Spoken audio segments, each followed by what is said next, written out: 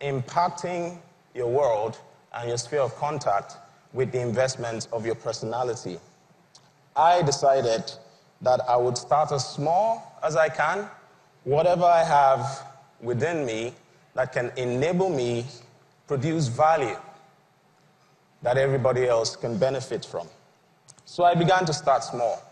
I designed the initial prototype of what would become an app. Now, prior to this, because of my relationship and my experience with my childhood, I decided over time, myself and my friends would go out, distribute warm meals to street kids, and they would benefit from that.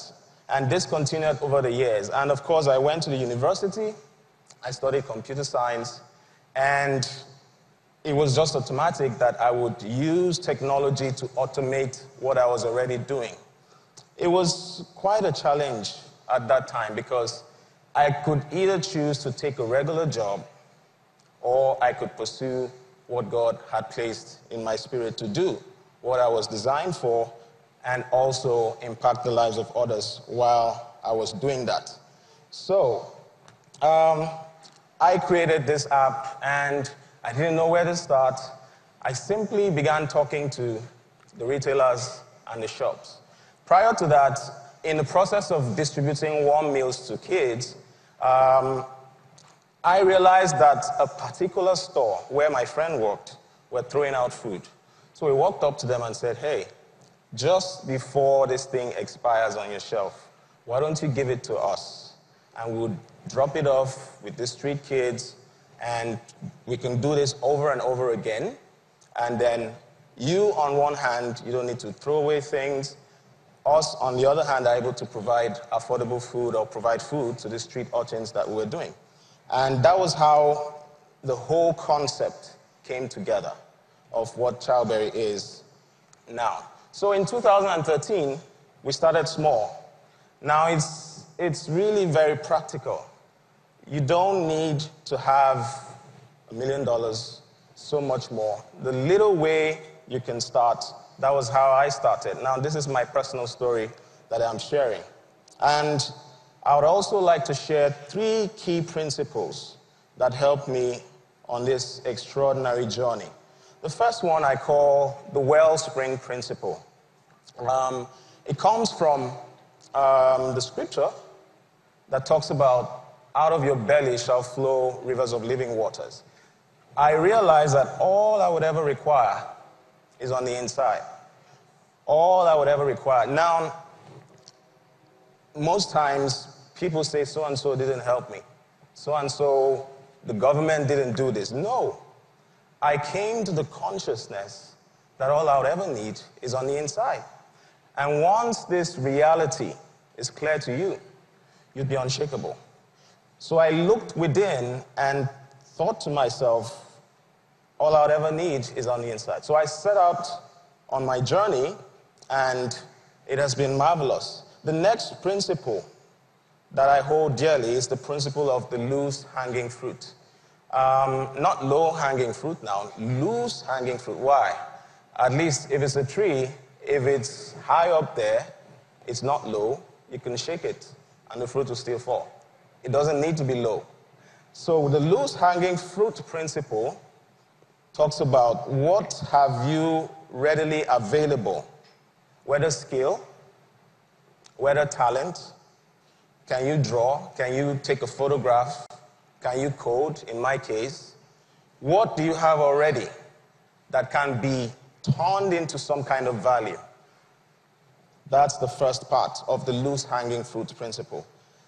The next item is the resources. What resources do you have? Do you have time? In my case, my resource was the little laptop that I had, where I sat in my room day and night, designing the prototype, piecing it together. Do you have some money in your pocket? How can you start? And the third aspect is how acceptable are the people to what you want to do? How is your market accessible? Do the people you want to reach, can you easily meet them, or do you need 100 million to get to them? So that's the next principle that I have. And the third one is the faith principle, the faith principle. The faith principle talks about your inner self. It's so important that you are in touch with your core.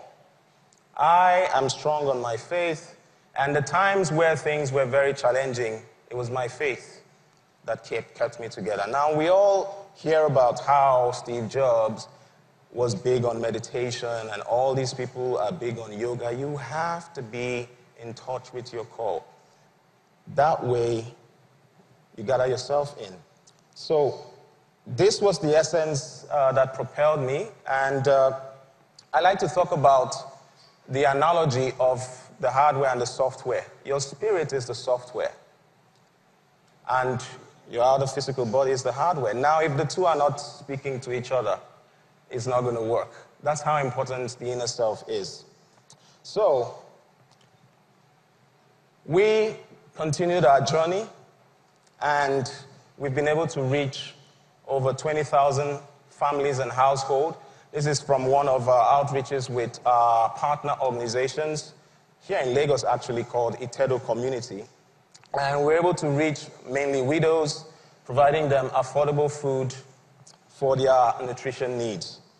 So then we were able to continually provide this relationship with these communities, with our NGOs, partnering with them, and we're able to get to them and provide them with affordable food.